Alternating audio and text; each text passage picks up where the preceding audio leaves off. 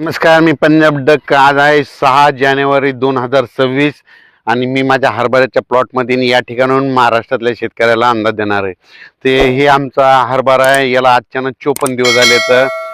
तर या ठिकाणाहून महाराष्ट्रातल्या शेतकऱ्याला अंदाज देणार आहे, कारण की राज्यामध्ये सध्या धुईन धुराई आहे. म्हणून तुम्ही काय करा, हरभरा असो गहू असो कोणत्याही पिकाला बुरशीनाशकाच्या फवारण्या करणे गरजेचं आहे. एक बुरशीनाशक एक कीटकनाशक, म्हणून हे लक्षात घ्यायचं.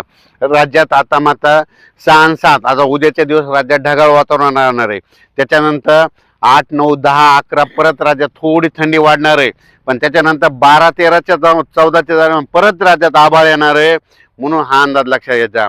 मग ते आभाळ कशामुळे येणार आहे तुम्हाला सांगू इच्छितो की काय होईल. चेन्नईकडे काय होणार आहे, चेन्नई तामिळनाडूकडं एक कमी दाबाचा पट्टा आहे, त्याचं चक्रीवादळात रूपांतर होऊन काय होणार आहे, तामिळनाडूमध्ये तिरुपती बालाजीकडं म्हणजे 8 ते 12च्या दरम्यान तिकडं खूप पाऊस पडणार आहे. म्हणजे तिकडं तामिळनाडू केरळमध्ये मुसळधार पाऊस पडणार आहे आणि तिकडं काही ठिकाणी अतिवृष्टी देखील होईल तामिळनाडू चेन्नईकडं.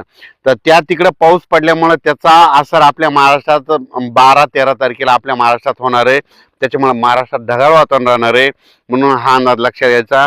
हे ढगाळ वातावरण हरभऱ्याला फुलं लागण्यासाठी खूप चांगलं असतं, वेलवर्गीय पिकासाठी देखील चांगलं असतं, टरबूज लावण्यासाठी चांगलं असतं, ऊस उगवण्यासाठी चांगलं असतं. म्हणून सांगायचं म्हणजे कोणत्याही पिकाला गर्भधारणेसाठी आभाळ चांगला असतं. म्हणून हे पण त्याच्यामध्ये काय नुकसान होतं, त्याच्यामध्ये धुई देखील येतं. म्हणून हे लक्षात घ्यायचं. म्हणून राज्यात सध्या तरी आणखीन आज आणि उद्याच्या दिवस थोडं ढगाळ वातावरण राहणार आहे, धुकं राहणार आहे. म्हणून तुम्ही तुमच्या फवारण्या करायच्या. त्याच्यानंतर राज्यात काय होणार आहे की 12-13च्या दरम्यान राज्यात परत ढगाळ वातावरण राहणार आहे. म्हणून हा अंदाज लक्षात घ्यायचा. 8, 9, 10, 11च्या दरम्यान राज्यात थंडी थोडी वाढणार आहे. म्हणून हे देखील लक्षात घ्यायचं. आणि हे आहे आमचा 81 नंबरचा हरभरा आहे. तुम्हाला सांगू इच्छितो, बऱ्याच शेतकऱ्याचे फोन आले की आम्ही पेरलाय आणि त्याला फुलं लागणार. तर तुम्हाला सांगतो, हे 81 नंबर हरभऱ्याला 48 दिवसापासून तर 70 दिवसापर्यंत इतके फुलं लागतात की खूपच फुलं लगेच घाटात रूपांतर होतं.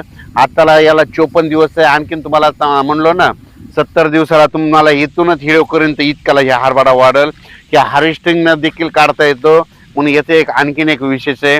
मध्ये पहिलं जसं राहुरी विद्यापीठानं फुले विक्रम काढला होता, त्याच्यापेक्षा अशी दुप्पट सरस व्हरायटी आहे. आणि या ठिकाणी योगायोगानं आमचे मित्र गोविंद दुधाटे त्यांच्या गावचे मुद्दाम हरभरा